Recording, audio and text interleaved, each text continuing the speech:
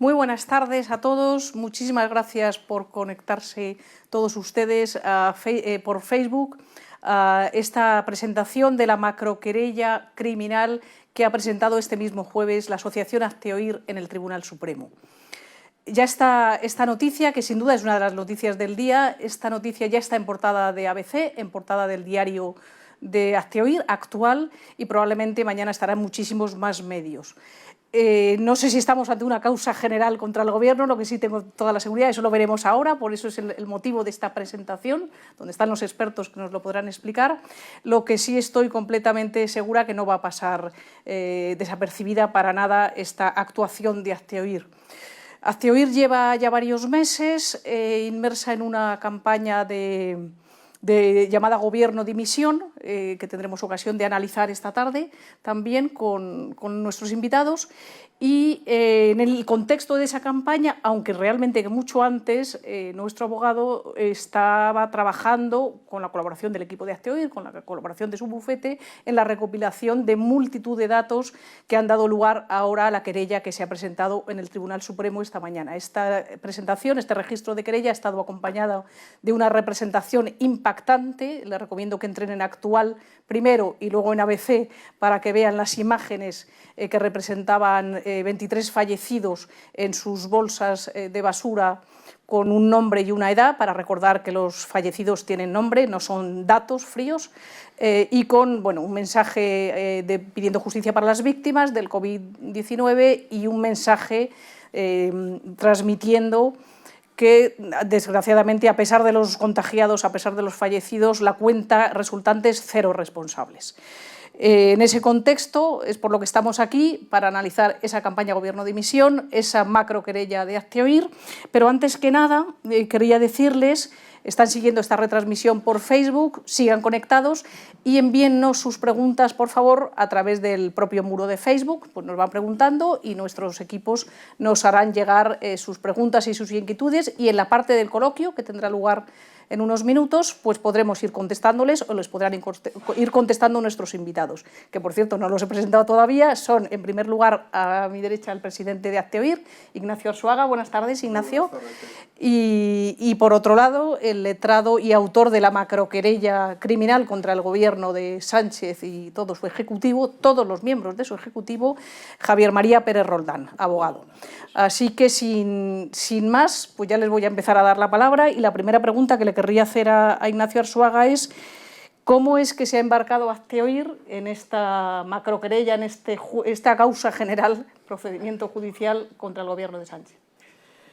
Bueno, pues primero de todo, muy buenas tardes, y nuestro pésame a todas las familias de los fallecidos por coronavirus. No sabemos si son 40.000 o 50.000, pero la realidad es que son muchísimos españoles los que han tenido que morir en muchas ocasiones solos en los hospitales o en las residencias sin poder haberse visto acompañados por sus familiares, ¿no? Una situación trágica que en nuestra opinión tiene dos responsables fundamentalmente. Uno es el propio virus, el coronavirus, que efectivamente tiene una tasa de letalidad mucho mayor de la que, desde luego, el Gobierno decía que creía que iba a tener en marzo, cuando celebró, autorizó y convocó a esa gran manifestación del 8 de marzo. Y el segundo responsable es el propio Gobierno, que no sabemos si por cuestiones políticas, ideológicas o si por incompetencia, pero la realidad es que permitió que se celebraran actos multitudinarios cuando ya sabíamos por China y por Italia y por las advertencias de la Organización Mundial de la Salud, entre muchos otros organismos, ya sabíamos que el virus mataba si no se contenía desde el minuto 1, ¿no? Todo eso luego lo explicará, me imagino, nuestro abogado, Javier María Pérez Roldán, que es el que ha redactado esta... nosotros hablamos de macroquerella. Y bueno, y la otra cosa que quería hacer es dar las gracias a los miles de ciudadanos españoles, algunos miembros de Hazte Oír, socios de Hazte Oír, otros ciudadanos anónimos independientes que han querido contribuir a financiar los gastos de esta querella mediante un donativo. Nosotros llevamos pidiendo a través de internet donativos y bueno, gracias a eso hemos podido financiar todos los gastos relacionados con esta querella que esperamos contribuya a asentar a los miembros del gobierno en el banquillo y que se inicie un procedimiento penal. Ha habido otras querellas que han presentado otras organizaciones y nosotros, como acusación popular, pues hemos querido digamos, contribuir con nuestro granito de arena después de haber hecho, como bien has explicado, una recolección exhaustiva de en fin, todos los datos que nosotros creemos incriminan al gobierno en cuanto a una responsabilidad penal que va mucho más allá o que es más significativa que la responsabilidad política, que todavía no hemos visto. Nosotros creemos que el gobierno debería de haber asumido algún tipo de responsabilidad en todas estas muertes, una tragedia tan grande, tan enorme, tragedias personales de familias concretas y de personas concretas, 40.000 muertos, 50.000 muertos, ha habido cero responsabilidades y por lo tanto nosotros creemos que lo que corresponde es que el gobierno asuma su responsabilidad mediante la dimisión en pleno del gobierno. Si no, el gobierno no dimite en pleno, nosotros vamos a continuar con esta campaña Gobierno de Dimisión que esperamos contribuya a que muchas de las personas que votaron al Partido Socialista se replanteen y finalmente no voten al Partido Socialista en las próximas elecciones generales, que no sabemos si van a ser dentro de unos meses, si se rompe la coalición Podemos-PSOE, o dentro de 3 años. No, nosotros ahí no podemos, no lo sabemos, pero sí que queremos de alguna forma contribuir a ese debate y a ese desgaste de un gobierno social comunista que ha recortado las libertades de los ciudadanos de una forma drástica, el derecho a la libertad de opinión, el derecho a la manifestación, el derecho a la libertad de culto, mandando en muchas ocasiones a la policía a interrumpir actos de culto, misas, que según el primer Real Decreto que regulaba el estado de alarma, eran actos perfectamente permitidos. Bueno, pues todas esas actuaciones más la negligencia o los intereses políticos que hacen que el gobierno no tome las medidas que debía haber tomado, no previó el acopio de mascarillas, de guantes, de batas. Nuestros médicos, enfermeros, enfermeras han estado en el hospital, en fin, muriendo, se han visto contagiados de forma masiva precisamente por esa falta de medios. Y nosotros, bueno, pues ya digo, queremos una gran campaña de Gobierno de Dimisión. Hay unos camiones que están recorriendo Madrid, hemos contribuido a la difusión de esas caceroladas que se organizaron de forma pacífica y bueno, y queremos, ya digo, que esta campaña no solamente se desarrolle en las calles, sino también, en este caso, en el Tribunal Supremo, que es el tribunal encargado de juzgar a los miembros del gobierno. Muy bien, muchas gracias, Ignacio. 66 páginas de querella, infinidad de horas trabajando, me imagino, días y noches, desde, si no recuerdo mal, pues la primera vez que empezamos a hablar de esta posibilidad de un horizonte penal para el gobierno fue la recién establecido el estado de alarma. Otra cosa es que, bueno, pues luego el recorrido ha sido largo. Y nada menos que se pide en la querella, si no recuerdo mal, que se investigue por 6 delitos. Es una causa general en la que además el abogado Javier María Pérez Roldán pretende sentar en el banquillo a todos los miembros, un banquillo muy grande, para todos los ministros del gobierno de Pedro Sánchez, incluido el propio presidente, como es natural. Exacto, vamos a ver, la querella es verdad que se origina con la declaración del estado de alarma, precisamente por el retraso de la legislación en declarar el estado de alarma.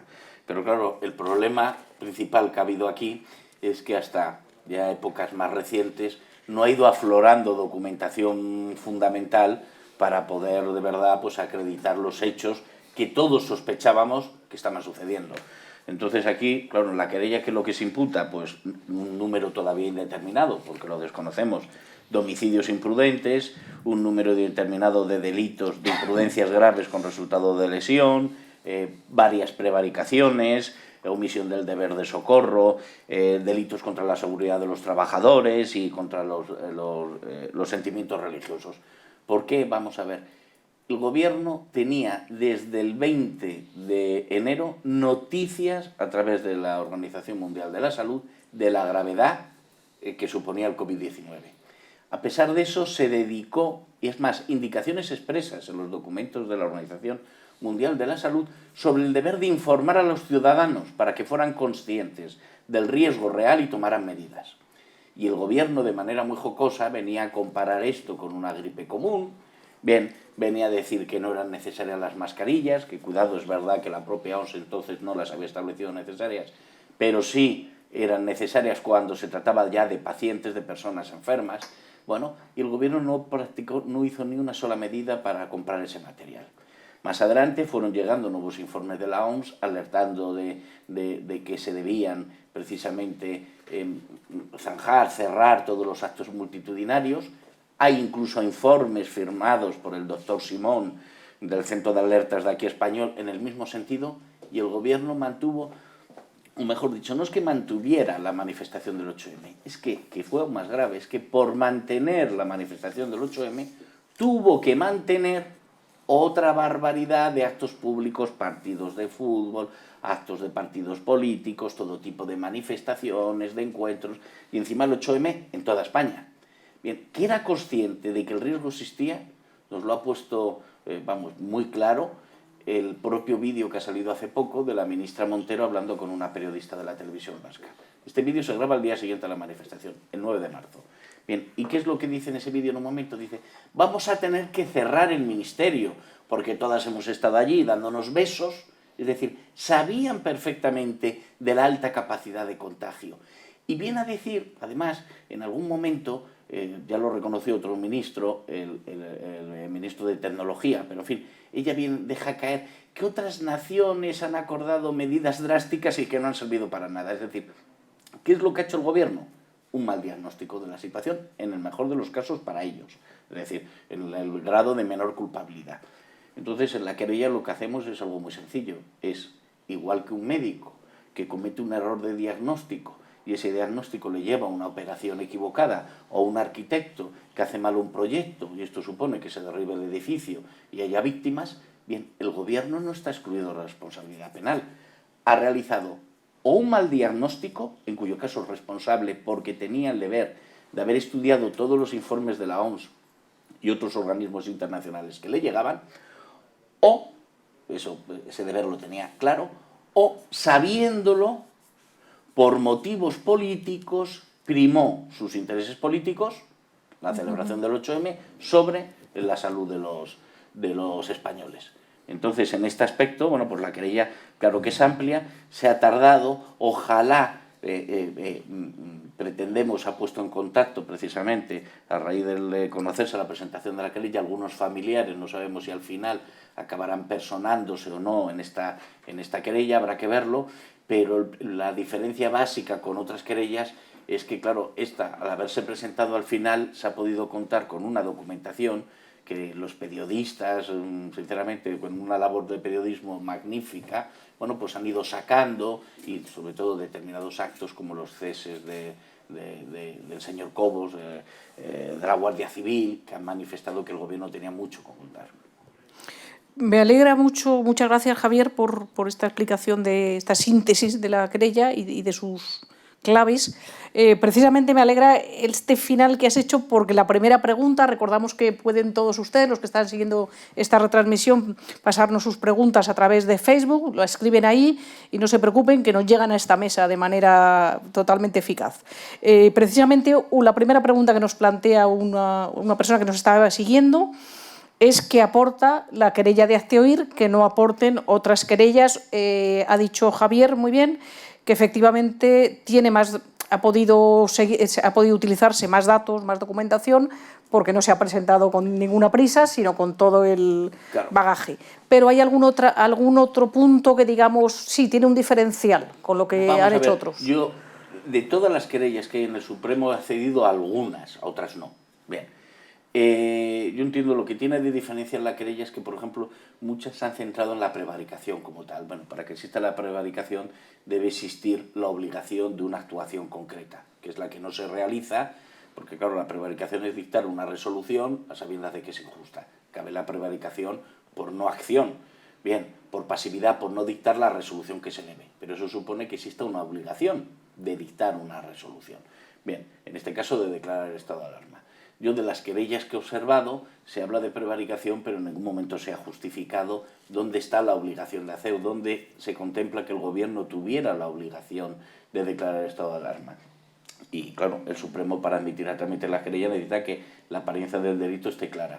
Bueno, en nuestra querella, ¿qué es lo que hemos hecho? Fundamentarlo, porque la Constitución establece claramente la existencia del estado de alarma, establece claramente que el único competente para declarar ese estado de alarma es el Gobierno, y en desarrollo precisamente de la Constitución se dictó una ley orgánica en cuyo artículo 4 se establece expresamente que se declarará el estado de alarma cuando exista una crisis sanitaria, y expresamente dice, en caso de epidemias graves. Bien, este era el caso, y teníamos que acreditar, cosa que otras querellas no han acreditado, pero porque todavía la prensa no había hecho público estos informes.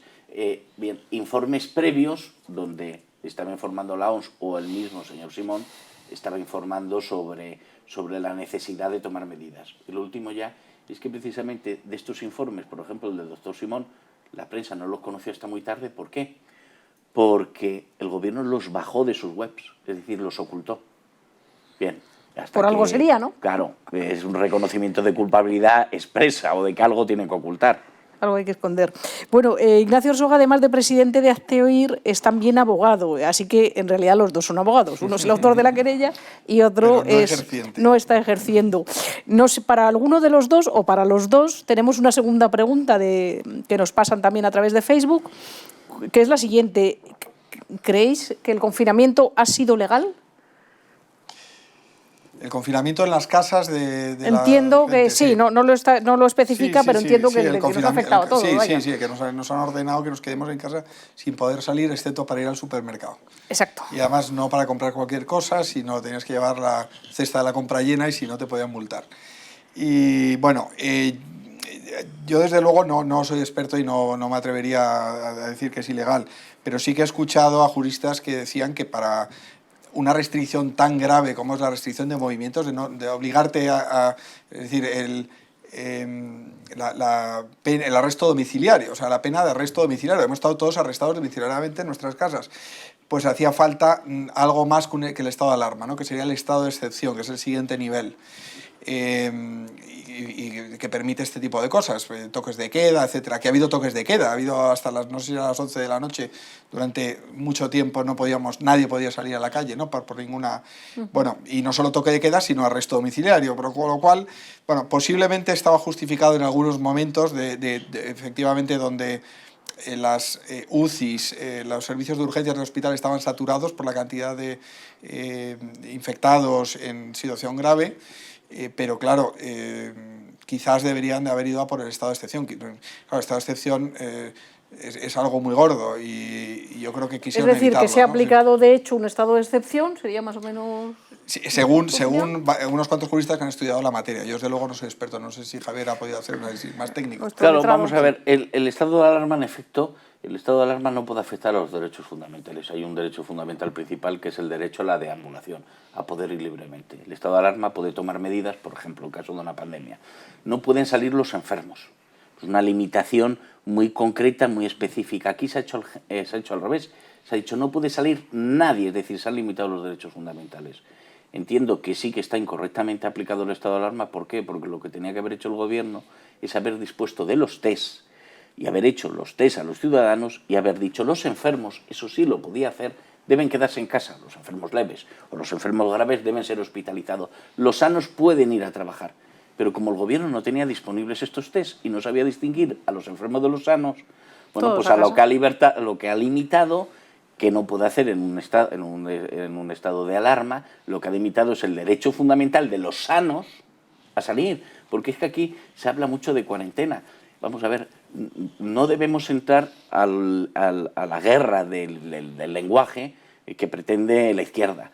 La cuarentena es cuando a personas enfermas o sospechosas con indicios de estar enfermas se las limita su libertad de movimiento.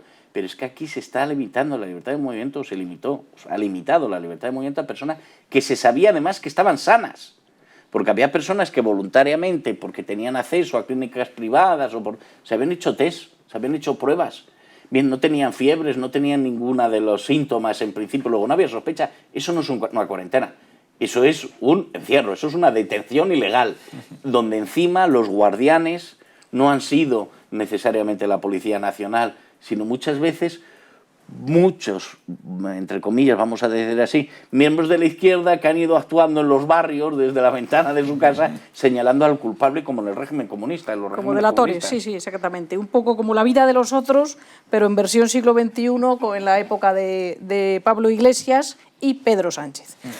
Con lo cual, efectivamente, hay trazas de ilegalidad claramente en esta situación. Perdón, un familiar mío me comentaba en las últimas elecciones no votó, porque estaba muy disgustado con la clase política y decidió no votar. Bueno, me ha dicho que en las próximas elecciones va a votar, y va a votar fundamentalmente porque no se imaginaba que desde el ámbito político podían restringir de una forma tan intensa sus derechos fundamentales y afectar de una forma tan dura su propia vida privada. Él decía, bueno, la política está corrupta, yo vivo mi vida con mi familia, con mi trabajo, con mis amistades, pero bueno, los políticos, en fin, no quiero tener nada que ver, no quiero pensar en la política, porque me interesa mi vida privada. Bueno, pues hace muy poco me decía que en las próximas elecciones, por supuesto que va a votar, porque se da cuenta que los políticos, y fundamentalmente los políticos de izquierda, de ultraizquierda, pueden tomar decisiones que le impactan de una forma muy significativa a su propia vida. A mí me ha parecido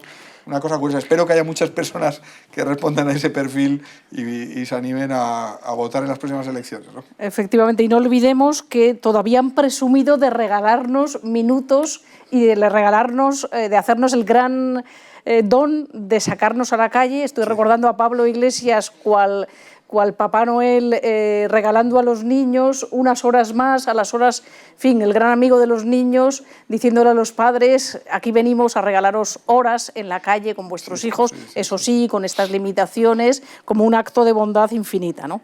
En fin, verdaderamente patético.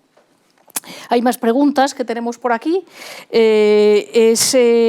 Ayer mismo, este miércoles, se registró en el Tribunal de la Haya una denuncia contra Sánchez por un presunto delito, entiendo, de genocidio de 50.000 personas contra el gobierno de Sánchez. No sé, Javier María, cómo... Vamos a ver, la tipificación de genocidio en este caso, por lo menos sobre todo a las víctimas, es complicado, porque habría que demostrar que había una voluntad expresa de acabar con un grupo social, con una nacionalidad, con una raza. Se podrá dar si se demuestra que Pablo Iglesias, por motivos ideológicos, bien mantuvo a las residencias de la tercera edad en ese sector solo, porque no parece que el gobierno quisiera acabar con todos los españoles. No parece demostrado ese sesgo. Ahora, con el tema... No hagamos la encuesta, por claro, de la ancianidad, teniendo en cuenta que ya él había hecho declaraciones previas que el problema para el acceso a la izquierda, para que la izquierda pudiera acceder al poder, es que había mucha población de alta edad que era de derechas y que, en fin, que lo que necesitábamos es que esa generación desapareciera, pues parece, entre comillas, tal como ha sido la gestión sanitaria, que hay mucho que decir sobre responsabilidades de comunidades autónomas, sobre triajes, etcétera, pero parece que quien tiene la mayor parte de la responsabilidad es precisamente Pablo Iglesias. Entonces, por esa vía, por esa parte, por lo demás, sinceramente, yo lo veo excesivo desde el punto de vista jurídico. No digo que no se haya dado, pero desde el punto de vista jurídico, porque es difícil acreditar que han querido de verdad acabar con 50.000 personas, que han tenido esa voluntad expresa. Entendido. Esta pregunta es necesariamente obligatoria para el presidente de Hazte Oír, Ignacio. ¿Tiene Hazte Oír recursos para afrontar los costes de esta macroquerella? Porque da la sensación de que, aparte de la minuta del abogado, aquí hay fianzas, puede haber un montón de trámites que cuestan dinero. ¿Esto cómo va? Bueno, pues como explicaba antes, nosotros hemos pedido donativos específicamente para pagar los costes asociados con esta querella y bueno, pues hasta ahora los ciudadanos españoles de forma generosa pues nos han querido apoyar en esta iniciativa y por lo tanto no es una querella tras la que está solamente una asociación, sino que, ya digo, son miles de ciudadanos que nos han dado un donativo muy pequeño y que estamos seguros de que nos lo van a seguir dando en la medida en que esta querella prospere. Nosotros tenemos la esperanza, confiamos en el Poder Judicial, confiamos en la independencia del Tribunal Supremo y esperamos que efectivamente se inicie un procedimiento penal en el que podamos sentar en el banquillo a los ministros del Gobierno y a su propio presidente, a Pedro Sánchez. Y bueno, ya digo, nosotros lo hemos vivido, este es un caso muy concreto, pero en el pasado, cuando hemos necesitado dinero para pagar lo que hiciera falta desde el punto de vista judicial, en algunos casos para defenderos, en otros casos para presentar una querella o por cualquier otro motivo. Recuerdo hace 3 años el famoso autobús que sacamos, el autobús de Aztoir, pues en muchos sitios lo apedreaban, rompían las ventanas, teníamos que alquilar a lo mejor otro autobús, entonces ahí pedíamos donativos y la gente aportaba su propio donativo, su propio grano de arena, y al final la fuerza de Aztoir, ya digo, no es que tengamos un equipo de gente muy eficiente, que gracias a Dios lo tenemos, sino fundamentalmente que tenemos a mucha gente que nos quiere apoyar en cada una de las campañas que vamos lanzando. Muy bien, o iniciativas, como en este caso. Nos queda claro, porque siempre habrá alguien por ahí que diga que de dónde tiene Aztoir, de dónde saca tanto como destaca, ¿no? Javier María, no sé si una de las personas que nos está siguiendo por Facebook, no sé si ha apoyado la querella o no, recordamos que pueden pasarnos sus preguntas a través de Facebook directamente, nos pregunta precisamente, en realidad, ¿qué viabilidad tiene de éxito la querella? Por cierto, quiero decir que las imágenes que están viendo ustedes son de una representación que se ha hecho con motivo del registro de la querella esta mañana. El registro se ha hecho en el Tribunal Supremo. Por razones de seguridad, en las inmediaciones del Supremo no se podía grabar. Hemos hecho un pequeño homenaje a las víctimas representando pues cuerpos, lo que serían cuerpos con sus nombres, etcétera, y bueno, pues creo que están viendo esas imágenes de bastante impacto. Simplemente, bueno, pues que lo sepan, y además de ese ruido que ha hecho Aztoir, en este caso silencio, pero este impacto visual que ha transmitido Aztoir, realmente la querella, ¿saldrá adelante? ¿Cómo lo Soy completamente honesto. A mí, cuando al principio de la pandemia pues se puso en contacto Aztoir para encargarme la querella, yo era de la opinión que era mejor no presentar una querella en tanto en cuanto, y lo digo con total honestidad, yo entiendo que el Supremo, por desgracia, muchos españoles creemos que está muy politizado, bien, y entendía que por muchas razones que ya tuviéramos, no iba a tener un recorrido claro. Pero ¿qué pasó? Que en el transcurso de todo este estado de alarma fueron tan graves que nos imaginábamos que venía una situación grave, pero no de la gravedad extrema que ha venido. Cuando vi todos esos datos de la gravedad extrema y sobre todo empezaron a prosperar varias querellas, a presentar otra serie de colectivos, de individuos, querellas, al final me di cuenta que el Supremo, en este caso, no iba a poder rechazar la admisión a trámite, bien, como hace en otras causas políticas, porque se desautorizaría plenamente el Tribunal Supremo delante de todos los españoles. Eso por una parte. Y por otra parte, por eso creo prosperabilidad, que haberla hay. Y por otra parte, el Tribunal Supremo es poco amigo de admitir las acusaciones populares, con lo cual, pues yo en principio el recorrido se lo veía menor.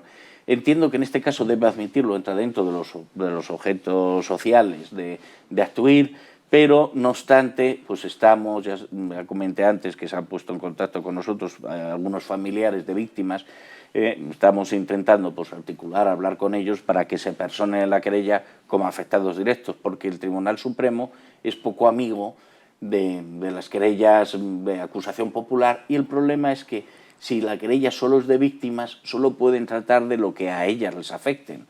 Bien, entonces, claro, queda muy limitado las posibilidades procesales de acusar por todos los delitos que entendemos que han existido. Entonces, de todas maneras, sería de agradecer socialmente pues que todas aquellas personas individuales, todas aquellas agrupaciones o colectivos profesionales que tengan afectación por todo lo que ha hecho el gobierno, que se animen o a presentar querellas, a presentar acciones, o si no tienen capacidad económica, pues que se pongan en contacto con asociaciones como Aztoir. Pero es que es necesario que los que han sido afectados por esto, y han sido muchos, han sido cientos de miles, bien, porque no son solamente los muertos, son los que han pasado la enfermedad y han quedado, estamos viendo que ahora hay secuelas, bien, los que han perdido el trabajo por esta locura de haber dilatado por el 8M, porque aportamos en la querella un informe que acredita numéricamente, bien, con un estudio de grandes datos, que si el estado de alarma lo hubieran hecho una semana antes, cuando ya todo el mundo le estaba diciendo que hiciera el estado de alarma, no hubiera habido siquiera colapso sanitario. Bien, esa es la gravedad, porque es que ahora nos encontramos con comportamientos tremendos, que es que ahora la Fiscalía ha abierto investigaciones a los responsables de determinados hospitales por la corrección o no, o la discriminación o no realizada en los triajes. Oiga, ¿usted ha esperado a que haya pasado ya la gravedad del colapso para investigar esto? Si esto era delito, ¿por qué no lo investigó cuando estaban aplicando los triajes? Y dos, el responsable, un triaje había que aplicar, porque no había posibilidad de atender a todos. Y eso es la obligación de aplicar esos triajes, ha venido porque el gobierno no hizo lo que debió hacer. Entonces, claro, parece tremendo que ahora intenten soltar responsabilidades a las comunidades autónomas, cuando ellos tenían que revisar los protocolos de las comunidades autónomas, el gobierno era una de sus obligaciones, echen balones fuera con el tema de los triajes. Entonces, todos estos colectivos afectados, todos estos individuos aislados afectados, deben tener en cuenta que estamos viviendo un momento histórico en el que es necesario, sinceramente, tomar partido. Ya no se puede esconder la cabeza como el avestruz.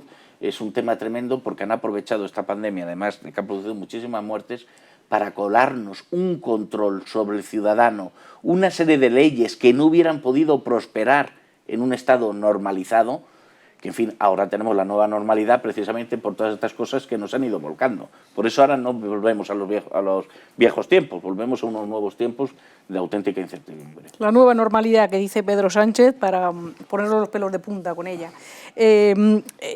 Ignacio Aztioír, en realidad podríamos decir que esta querella es un hito de los más importantes en un contexto de una campaña que se llama Gobierno Dimisión, para la cual Aztioír incluso ha puesto en marcha una web que se llama gobiernodimisión.net, si no recuerdo mal, donde, por ejemplo, entre otras cosas, se hacen eco de las movilizaciones populares, porque verdaderamente han sido espontáneas, de la gente que ha organizado caceroladas en todas las localidades españolas, prácticamente en todos los barrios, cientos y cientos están recogidos ahí, y muchos otros datos que podrán ver accediendo a esa página, porque es una verdadera enciclopedia de las barbaridades que ha hecho el gobierno en este tiempo.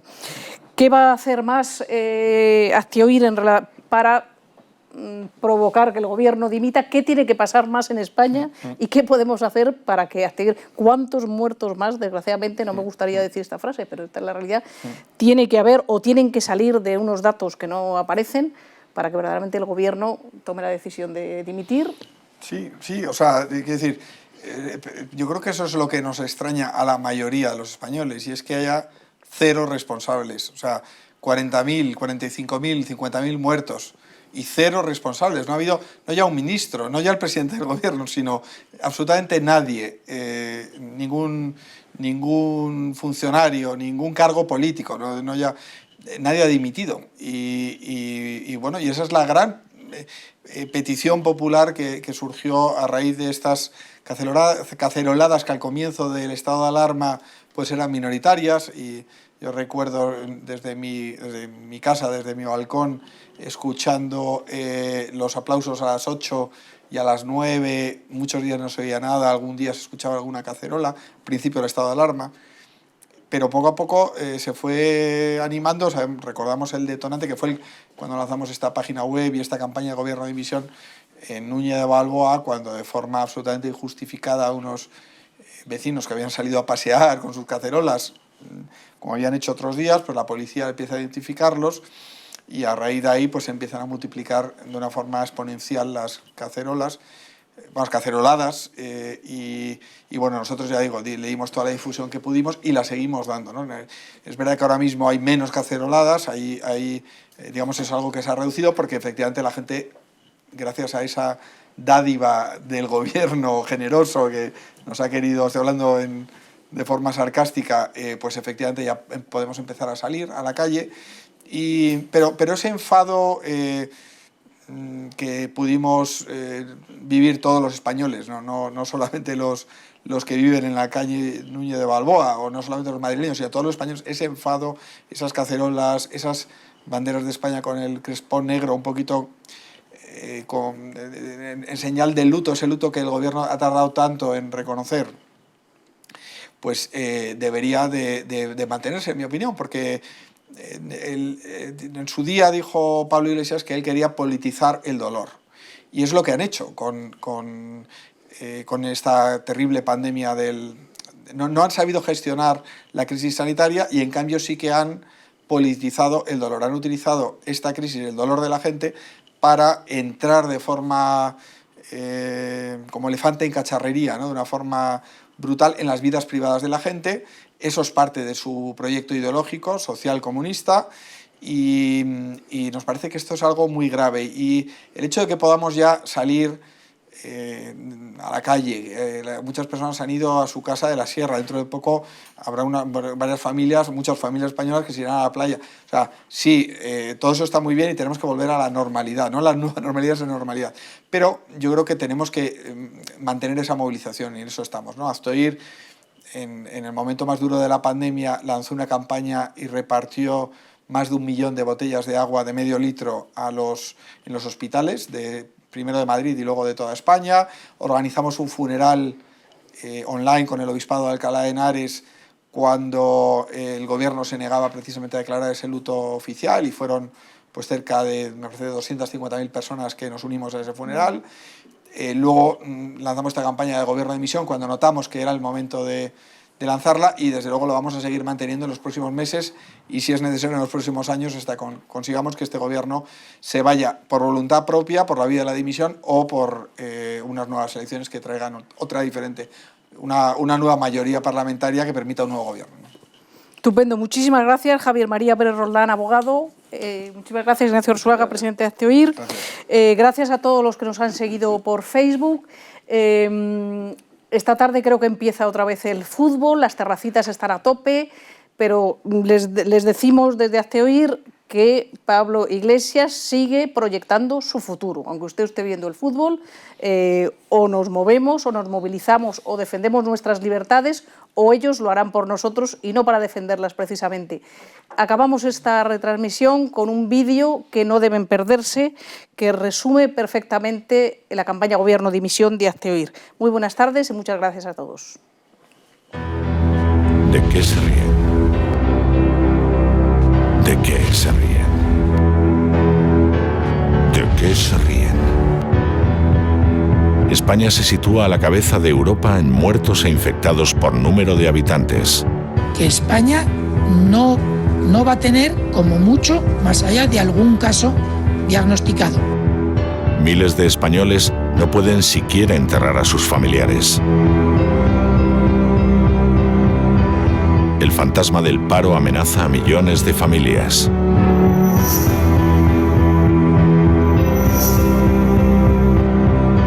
Los negocios, el tejido industrial y productivo, todo al borde del colapso. Y mientras, ellos se ríen. ¿Y sabes por qué se ríen? Porque el coronavirus les da la oportunidad de politizar el dolor.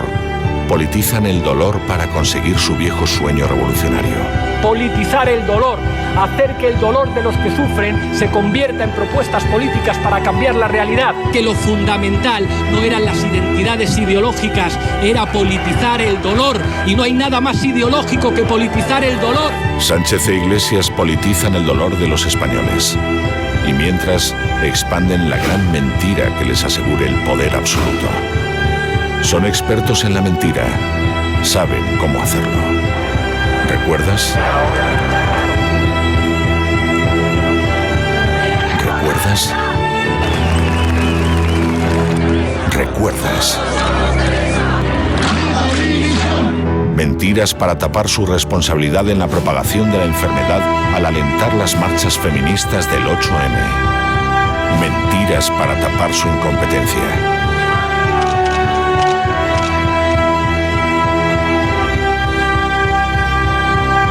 Mentiras para ocultar a los españoles las verdaderas cifras de muertos y contagios.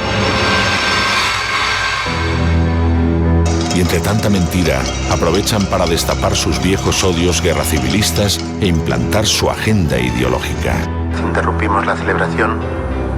La policía nos dice que tenemos que desalojar la iglesia. Restringen los derechos fundamentales de los ciudadanos, cierran el Congreso de los Diputados, atacan la libertad de información y amenazan con meter en la cárcel a los periodistas incómodos. Subvencionan a los medios afines para mantener bien engrasada la propaganda, su propaganda. Y recurren a sus titiriteros para hacer una comedia en medio de la tragedia que azota a España. La gran mentira no ha hecho más que empezar. La derecha neoliberal lleva años defendiendo las bondades de un capitalismo de amiguetes que solo te favorece si tienes dinero. Ya ha empezado. Están blanqueando su responsabilidad en la crisis. Están culpando de las muertes a sus viejos enemigos de siempre, la derecha, el capitalismo, los bancos, el liberalismo, los empresarios. Siguen enfrentando y dividiendo a los españoles.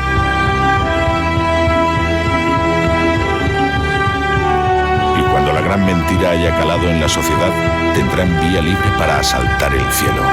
Más Estado, más sectarismo, más intervención, más pobreza, menos libertad. Se ríen, porque el coronavirus les ha puesto en bandeja una revolución encubierta. No te dejes engañar por la gran mentira. Nosotros defendemos un modelo de sociedad en la que cabemos todos. ¿Vas a dejar que se sigan riendo de ti?